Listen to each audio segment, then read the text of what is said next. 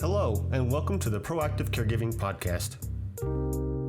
As a CPA with over 20 years as an industry accountant, Jessica stepped away from the corporate world to become a full-time caregiver for her mother. Having learned invaluable lessons along the way, she is now here to share those with you and to invite you to join her on this caregiver's journey. Here is your host, Jessica Cannon. Hello, everybody. I'm so glad you're here with me today. I'm the Proactive Caregiver, and I specialize in educating others on how to be proactive by empowering you, the caregiver. If you cannot take care of yourself, then you cannot take care of your loved one. According to the NAIC report released early 2020, prior to the worldwide chaos resulting from the coronavirus, the increase of caregivers went up by 10%, from 42 million in 2015 to 53 million in 2020. The life of a caregiver is filled with many pressure points of worry, stress, anxiety, fears, among many other things.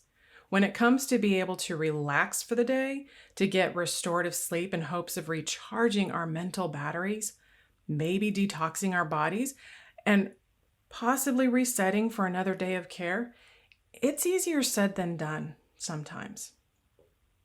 In our previous episode, we spoke with Dr. Joy Poskozim and discussed issues around sleep apnea.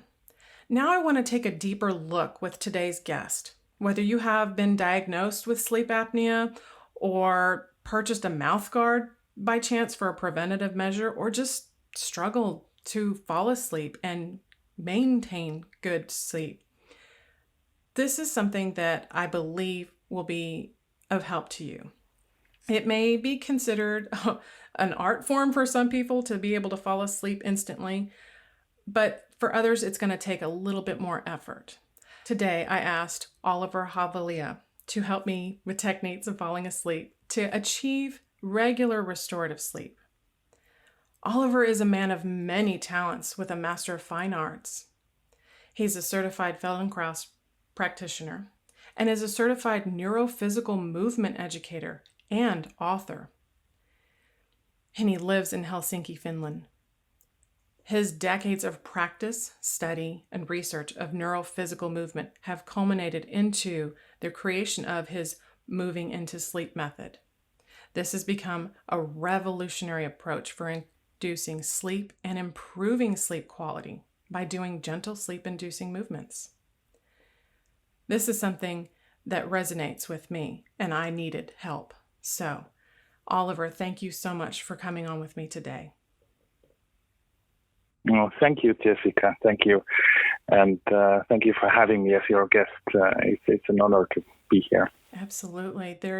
Your research is something that I think people take for granted when they get used to a routine of poor sleep and having to force themselves, finding ways to get through their days.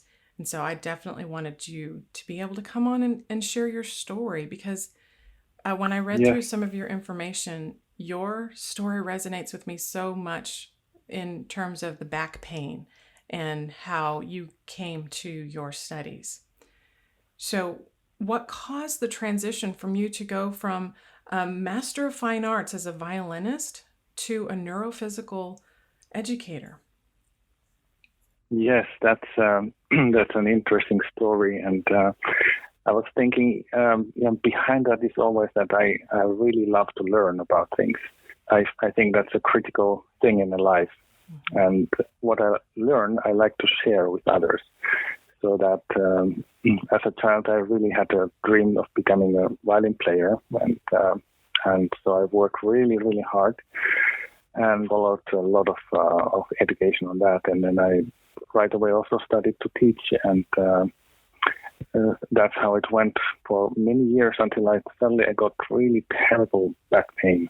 Nobody could help me. I went to doctors and I got treatments and that, and I knew that there must be a way. So I started to study then how the human nervous system works, and because it's actually a huge learning system.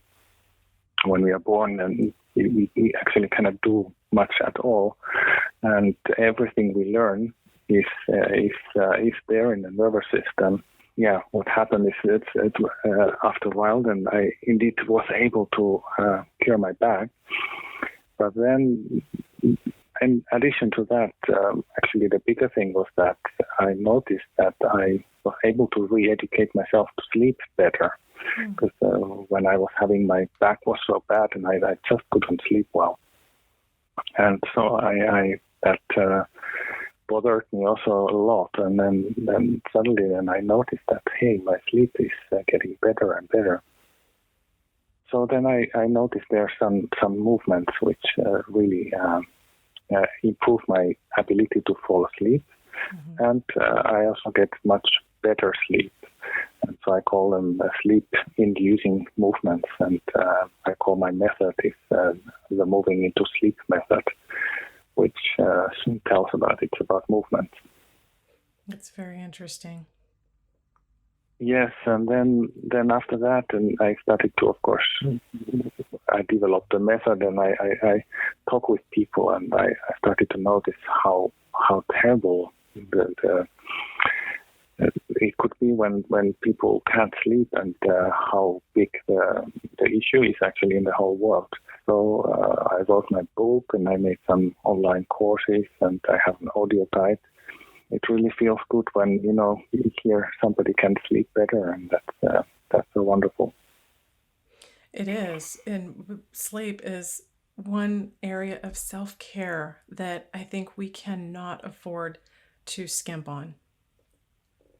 Yes, that's absolutely true. I love to write. Actually, in my website, I have this topic, which is sleep as self-care, and I have done so much research on all types of health issues. I really truly believe that sleep actually has to do everything in life. It's really I used to say often that sleep is to health what roots are to a tree. So if you don't have proper roots, then you just can't flourish and grow in life. So that's it affects really the whole life. When we are adults, then of course it affects our ability to be healthy and work and be our emotions and ability to concentrate and focus and that. But in the longer terms, then you have this the effect to the memory part of the brain, so that you have the troubles then coming out of that dementia and Alzheimer's. So that is another topic, which is then you have the daily trouble, but then you have also the lifelong. What's interesting to me is that when we have our children and you watch these beautiful little babies sleep and they get this rest, and we encourage it, and we put them on nightly routine so that they can get good sleep, because we know as parents, that's the time that they're growing.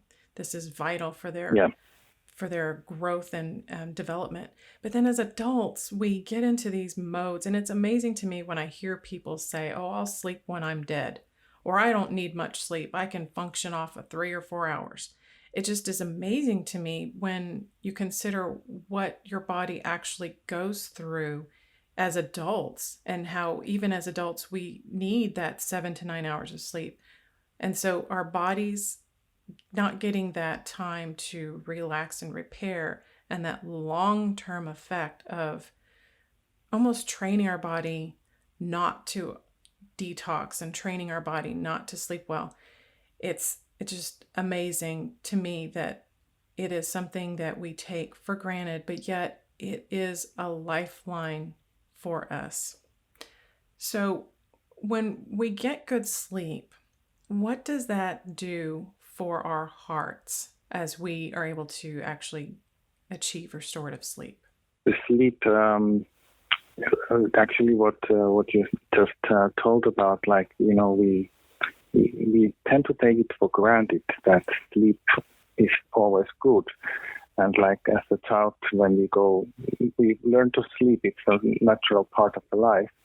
When we grow older, then it happens that we kind of re-educate our brains, and we stop getting that perfect sleep. What I see, there are three factors what is happening when we sleep. That there's the physical part. There are lots of kind of self-cleaning and repairing the body, and it just, when we sleep and the body is relaxed and it calms down, so there's an opportunity for the systems to do a proper work on it. Besides that, then we have the brain. It has two different systems which has to be taken care. There's the chemically cleaning. There's the during the day, the brain is the protected area. So actually, all the waste products which come from metabolic processes, and they stay there during the day. And it's only during the night when we have the deep and a non-REM sleep, then it gets cleaned. And then the third part is the brain's organizing. It's just, and we have this REM sleep, REM sleep, and we have the brain goes through a self-organizing. And that's really, really important.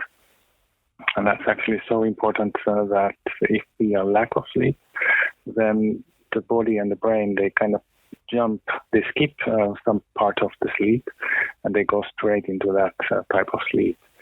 So that explains a little bit also that if we lack of sleep, then as a result, the sleep quality goes down.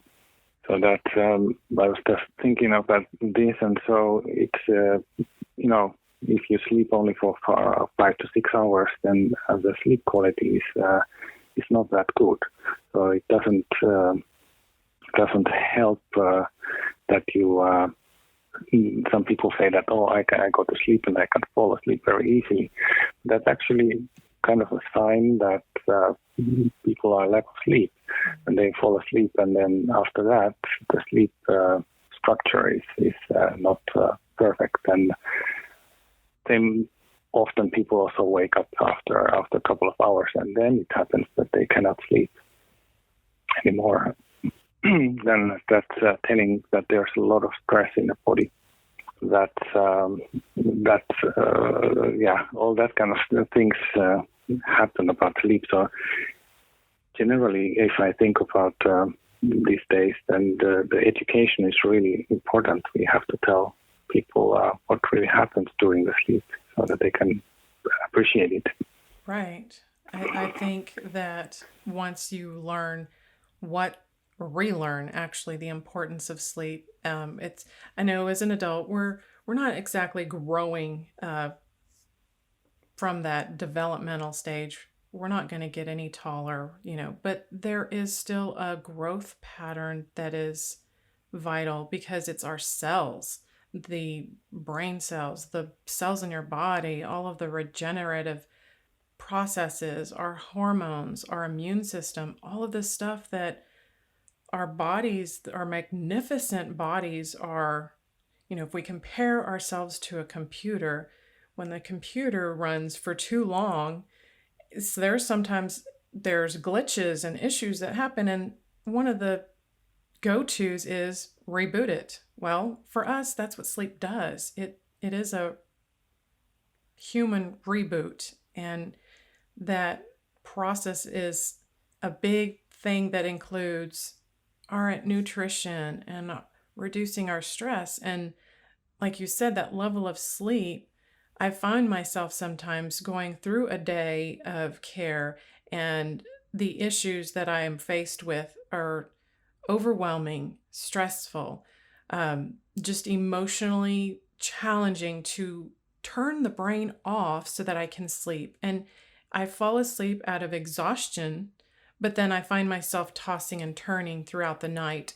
And sometimes I feel like, well, I got a little bit of sleep, but I feel it the next day when I wake up, and my body is just, I'm achy, I'm exhausted, and now I'm having to push through yet another day with less of a reboot than I had the night before. Yeah, that's very, very common, and I hear that from so many people, and that what is good to know that the brain there's actually a system which really takes care of the sleep. That's called like a sleep response. So when body gets tired during the day, exhausted, and the brain gets tired and exhausted, then the sleep drive gets stronger and creates a sleep response. So the brain starts to really make you feel tired, and then it's up to the human. As a human, we have the possibility to decide. We can. Our mind is so strong, so we can postpone the sleep, and then that's when the trouble starts to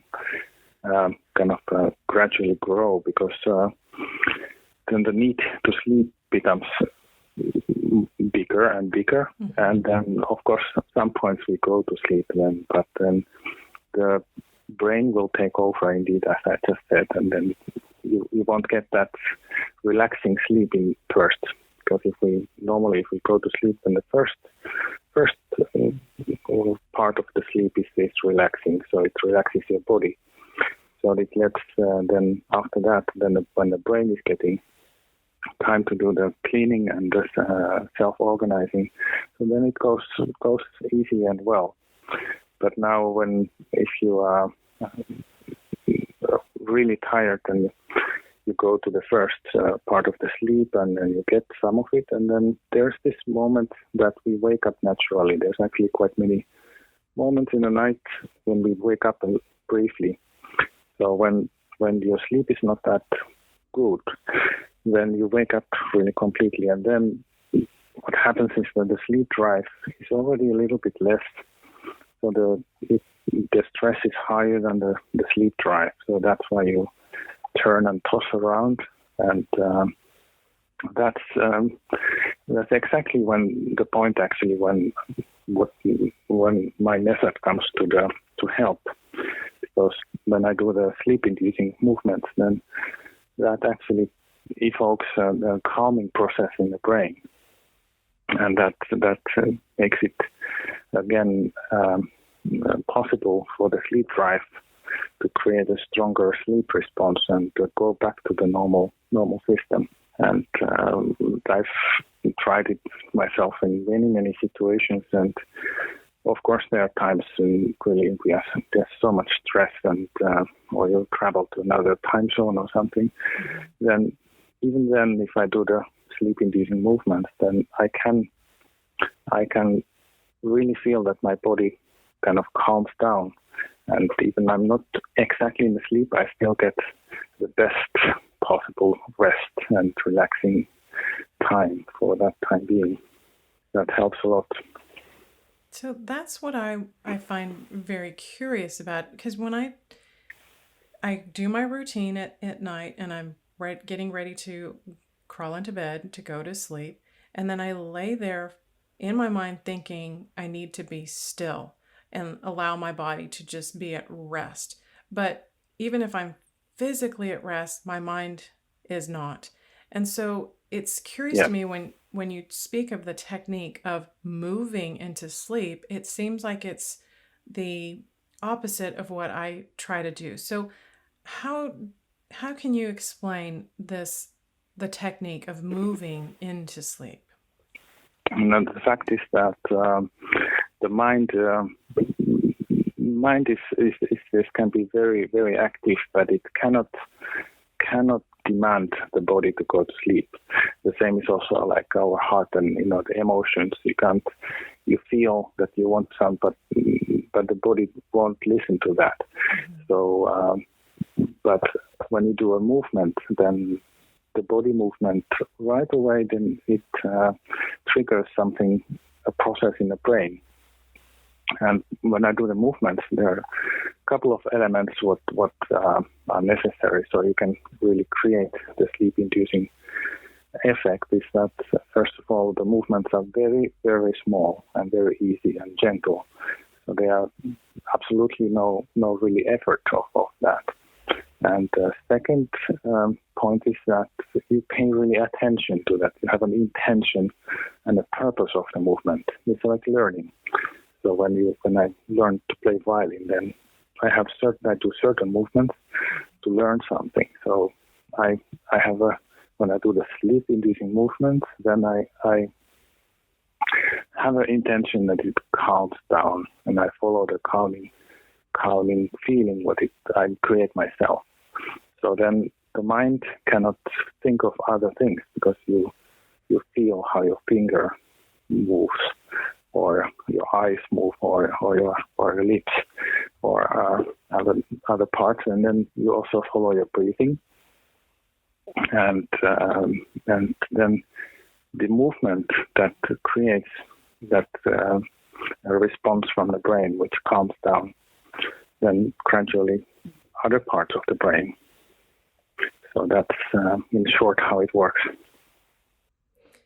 And it's interesting to me because during the day, trying to reduce the amount of stress in hopes of having less on my mind or in my body when I finally laid down, the movement that I started to practice with yoga helped calm my body while I was awake. But it sounds like your techniques are like a yoga for sleep. Yeah, it is. You can compare it and think of it like that. The yoga is has a very calming effect, and you can, when you do this movement slowly, then you surely can do that. And when the movements I teach, then they are very, very simple and easy, and you can just do them when you lie in your bed, just right there. And there's no for me, I if I would do yoga, I've tried to do a couple of movement trainings, and so then that gives me often an idea that I have to do some exercise indeed. And so this sleep-inducing movement is it's very, very easy to learn and do, and so you don't have to think about it so much as an exercise. And it is, and it's something that I enjoyed when I had the opportunity to go through and follow the techniques. That night that I actually did this, I slept for 6 hours straight when the nights beforehand I had been struggling and tossing and turning quite a bit and barely getting 4 hours consistently before I was up and tossing again. And so it was very helpful. And what I liked is that the technique is easily learned, and it's a practice where, you know, we learn to be in routine as a child, and then as our adult lives lead us away, and we untrain our bodies to accept less sleep, or to accept to deny it, basically. And so this technique was like, I realized this is something that is easy to do, and it's helpful, and it's helping me to retrain my body and to get into that happier, healthier routine for sleep at night. Yes. And there's what I like also is that when you learn this, then you get a little bit in different perspective also, like towards your children and towards the people you care of, at home. Then if my son he cannot he has a trouble into going into sleep, and I was able to give him real advice. He has to study for an exam or something, and then he's tired and excited about and so that and for students it's a real problem also, the sleep. They have so much things to do, and the same is then for the elderly, like my parents. They experience also sometimes they just don't know why it happens that they can't sleep so well, and And so then gradually I teach them and I help them. And now I know that they sleep really, really well. Not, some things could happen. You don't know always why it happens that sleep is interrupted or something, but then they know that, okay, I can do something. And that helps a lot. Definitely. This was something that I had a problem with my mom during the day with her. I would hear her say she had her back pain, and I knew she had back pain from sitting too long. Her days became too sedentary, and I kept trying to compare her back pain to my back pain. This technique helped me to refocus instead of on my back pain, to refocus elsewhere in the body. And so trying to help her, I would tell her, at night it's time for bed. Throughout the day she's sleepy, but not really sleeping or having those, very short intermittent snoozes. But during the night, when it came time for her to go to bed, I would say your mind is too active. You're not physically tired, or maybe you're physically tired, but you're not mentally tired. And she would go through and say, I'm so tired. And then she would just lay there and be awake for hours and not fall asleep. And of course, her pattern of sleep over the years was a buildup of insomnia that ironically, I grew up with her up in the middle of the night. If I, for whatever reason as a kid, and if I got up to get a glass of water, or if I got up to go to the restroom and she was still up, either reading a book or on the computer, I just, it was again, mom can't sleep. Mom's having problems to sleep. But over a long period of time of this insomnia, now in hindsight, I'm realizing mom's brain was not getting enough of a regular opportunity to repair and regenerate. And quite the opposite, more of her brain cells dying and all of this. And this chronic insomnia, I mean, she's still, of course, now at the age of 70, she's still struggling with sleep at night, but now she does have a mixed form of dementia that now the brain in itself and that process in itself is deteriorating. And so connecting the two and trying to figure out how in the first place can I avoid insomnia and get that sleep so that over the long-term period of time, I'm not faced with the same outcome. Yeah, that's what comes to my mind now is that there is then to help your mother to fall asleep better or sleep better, then you actually can also do this movement a little bit like with her, like the hand movement I have in my free ebook.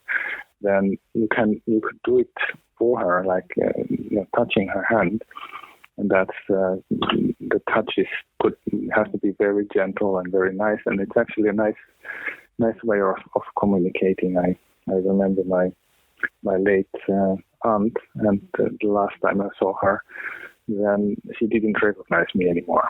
She knew that I was okay, but she didn't know who I was. And so, but she really liked, when I touch her hand, so I could massage her hand, and she was, sure that she knows that I'm there, and she was happy. And after that, she fell asleep. So that you could try do that, and then after, if you do it a few times, then she might learn to do it by herself.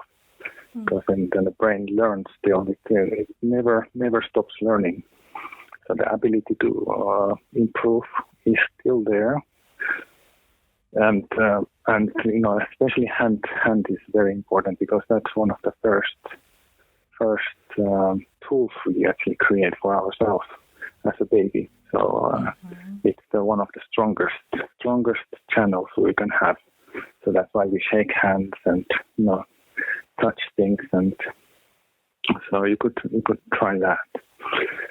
And that's the same also with the children, actually, because if the children are very nervous or excited or something, and if you do slowly hold their hands and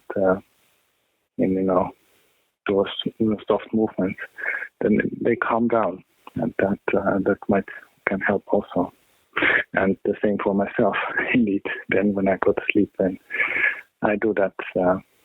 If you hold your hands together also very softly, then you create a kind of loop. It's called the neurological feedback loop, and that is a technical term, but in practical way, it just gives you a feeling of kind of a circle completeness, and it calms down. I like that, because when you mentioned as a child the first tool, I'm immediately reminded of the children, and even our own, that at some point would either suck their thumb for that self-soothing. And so when we can become adults and we are in these high stress moments, we run out of areas or ways of healthy self-soothing, because instead we turn towards the sleeping aids.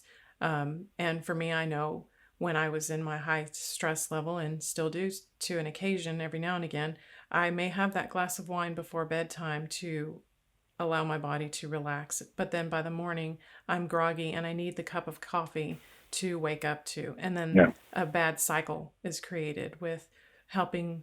Well, I say I'm helping my body to relax, to fall asleep, but I'm trying to chemically induce my body for sleep, and then again chemically induce my body to wake, and it doesn't happen naturally.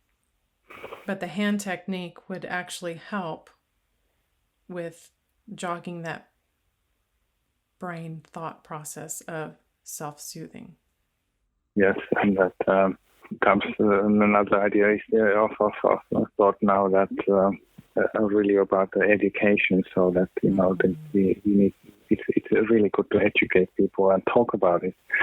This is sleep is, in a way, it's a lovely topic. Also, everybody sleeps, so you can always talk about it. So that's in a way a good way to tell about if you find new ways how is it easy to fall asleep and sleep better, and how important it really is to get that sleep. Absolutely. And and that's the we have all these tips and advice and research about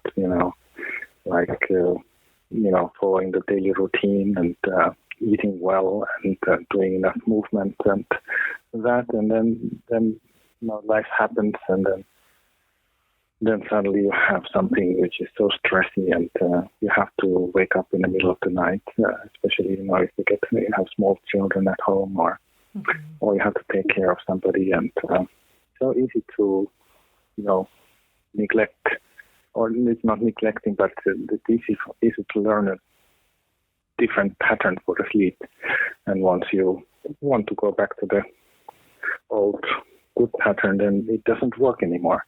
So that's.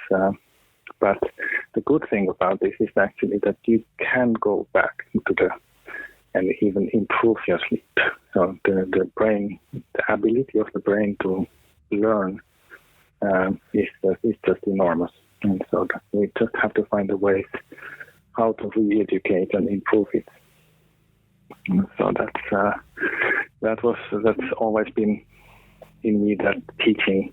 When I was teaching violin, I always thought, okay, there's nothing you cannot learn. Actually, you just have to find a way.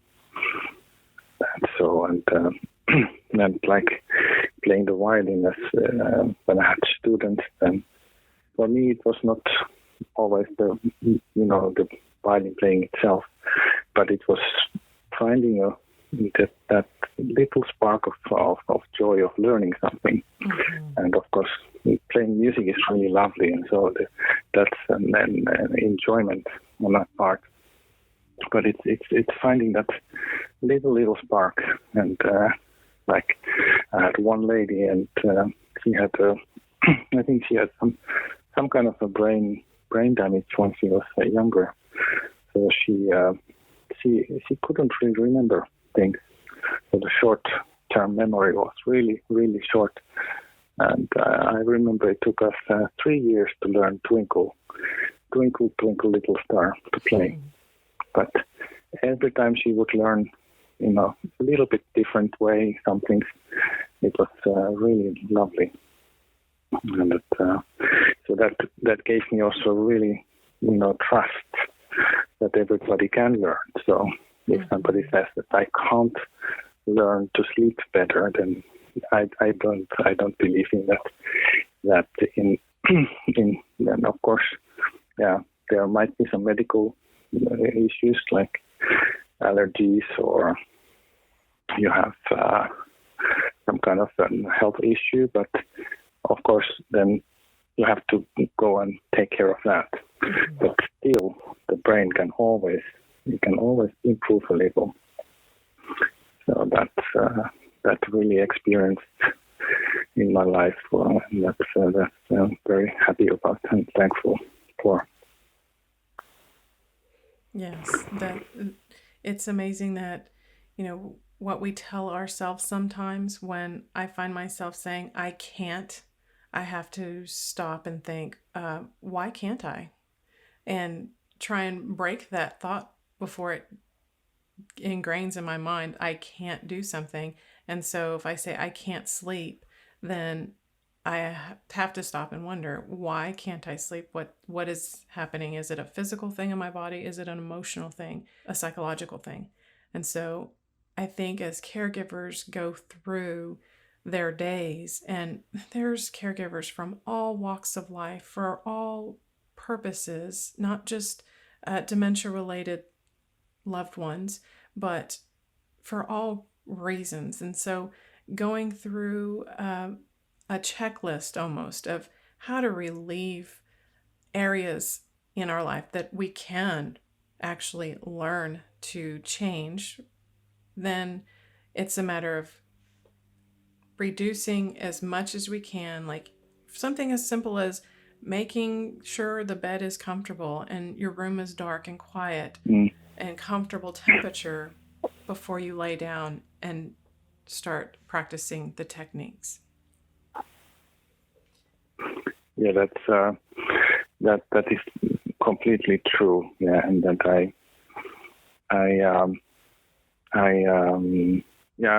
I've tested it, of course, by myself. That I drink sometimes coffee really late and see how is it to sleep, and then I actually could sleep quite well. But I also noticed that it affects my sleep. So if I don't drink coffee, let's say like 4 o'clock in the afternoon, and then my sleep is, I notice it's better, and I can do that. But then, of course, like if I go somewhere late and I have to drive back, and I feel sleepy, then I really need that coffee to be to be able to stay and drive safely.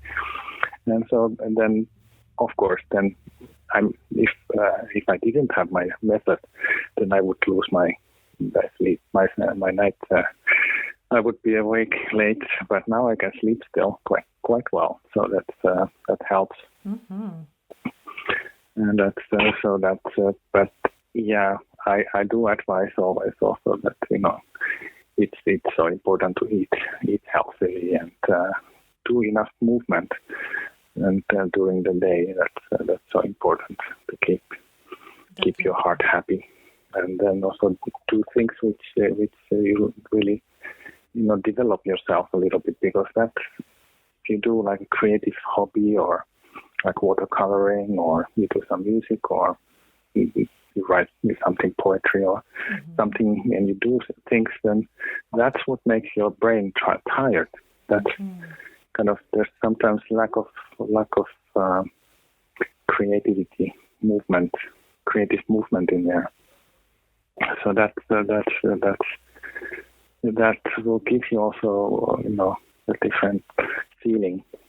It doesn't have to be always something really, really fancy or something. It can be just something that you do more with your hands, and even just when you do, let's say, caregiving and something, you do something, then you just do it a little bit different way, or do it slower. And especially if you time is to go to sleep, then it's really good to slow down. Do your things. You do just a little bit more slow and calm down and take care of yourself. Mm-hmm. I'm really glad you said that, because when you think about, just as you said, make sure you eat well and get enough movements during the day. Movement doesn't necessarily mean you have to go run, 10 miles or run a mile, or exercise. Physical exercise is good for our hearts, but movement can also be that level of creativity. And I know that the more creative I get, the happier I am and the more fulfilled I am overall. It's so lovely to do, create something. And it's that like at home these days we stay so much at home also, and just tidying up is sometimes a good activity. You make things a bit tidier, or go through old photographs or something like that, and then and call other people and talk with them, and all kinds of little that can be a creative activity. And then the physical movement part I think they just had a research that like 5-6 times a day, 5 minutes, a little bit faster walking or going up and down the stairs a little bit faster than you normally do. That's really good. Mm-hmm. When I do movements like go walking, I try also really at the same time take the full potential out, because of course I really pay attention to movements.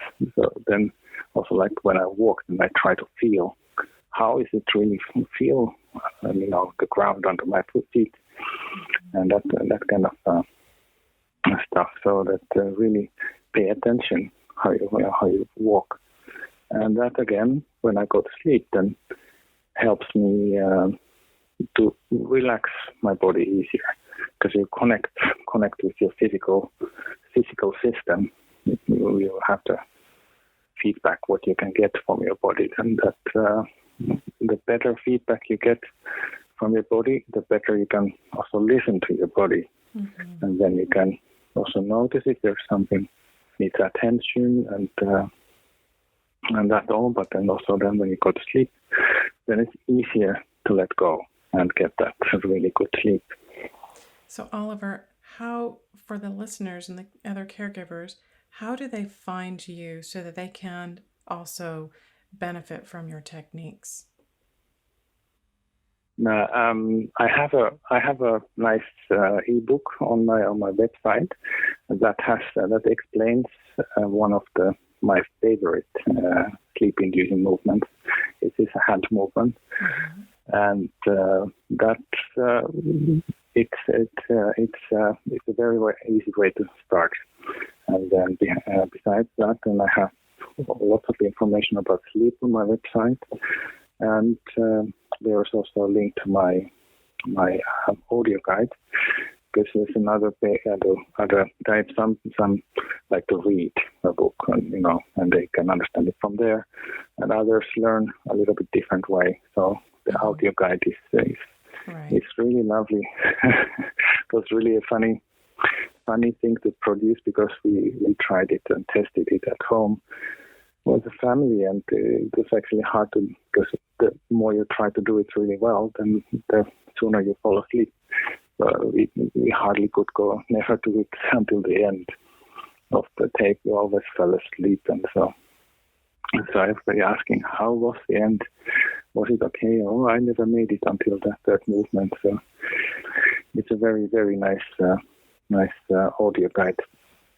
Excellent. So ladies and gentlemen, you can actually check out Oliver's technique if you go to bodyfinetuning.com, and you will be able to find his book and his audio links and the material, and learn more about Oliver and how he helps others relearn how to get restorative sleep.